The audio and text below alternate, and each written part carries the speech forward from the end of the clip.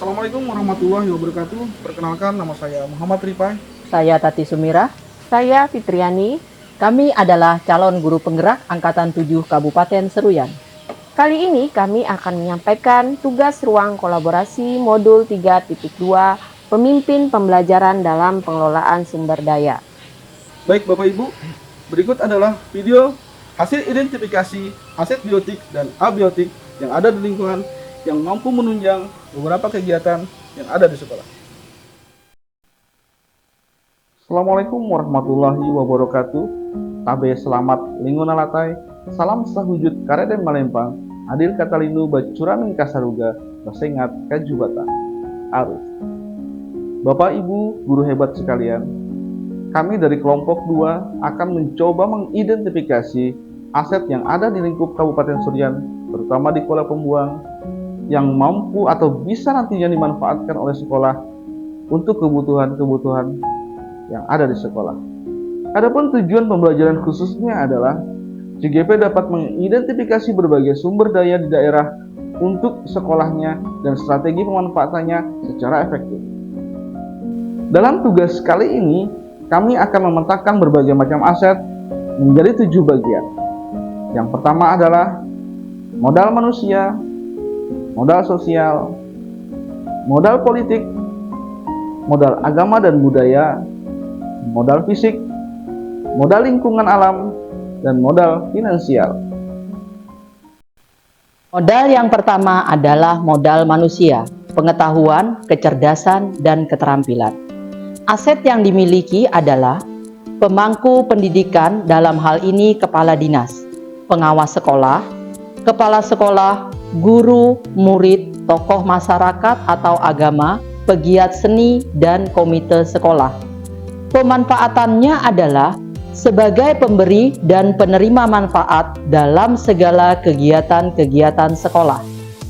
Modal yang kedua adalah modal sosial, berupa norma dan aturan, kepercayaan, dan jaringan. Aset yang dimiliki adalah memiliki kerjasama yang baik dengan beberapa instansi atau organisasi, di antaranya kantor perpajakan, perpustakaan daerah, Bapenda, BPBD, Disduk Capil, Kemenak, KNPI, dan Dharma Wanita Kabupaten Seruyan. UMKM berupa pengrajin kerupuk, pengrajin acan, pengrajin amplang, pengrajin tikar purun, dan pengrajin atap daun yang terbuat dari kajang. Pemanfaatannya adalah sebagai penunjang dalam pembelajaran, pengetahuan dalam penerapan pada setiap kegiatan yang dilaksanakan oleh instansi, organisasi yang menjalin kerjasama pada sekolah. Modal yang ketiga adalah modal politik, sebuah aktivitas demokrasi dalam tataran politik praktis, tetapi memiliki kemampuan untuk mempengaruhi distribusi sumber daya di dalam unit sosial. Aset yang dimiliki adalah kebijakan-kebijakan dari orang yang memiliki kewenangan seperti bupati, polres, camat, polsek, dan juga puskesmas.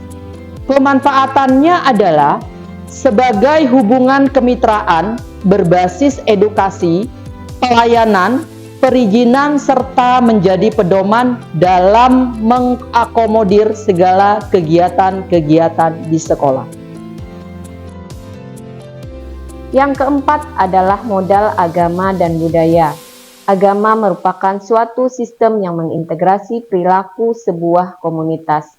Budaya adalah hasil cipta karya yang unik dibuat oleh manusia dari serangkaian ide, gagasan, norma, perilaku, serta benda.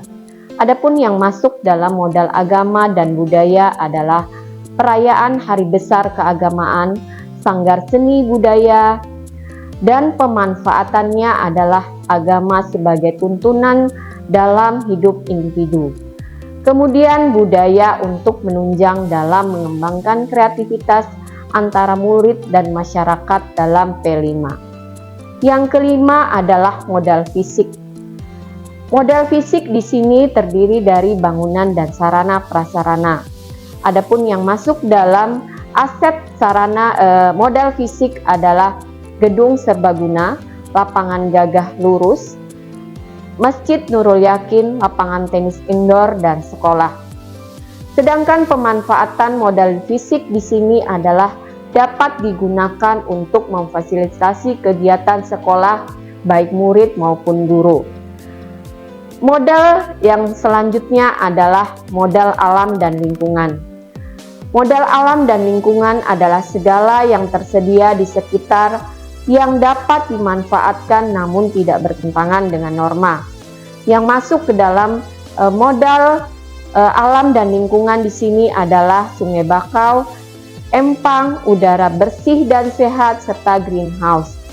Adapun pemanfaatan dari modal alam dan lingkungan di sini adalah bisa dimanfaatkan untuk memfasilitasi sekolah dalam memberikan pembelajaran atau kegiatan yang dapat dimanfaatkan oleh sekolah. Selanjutnya adalah modal finansial.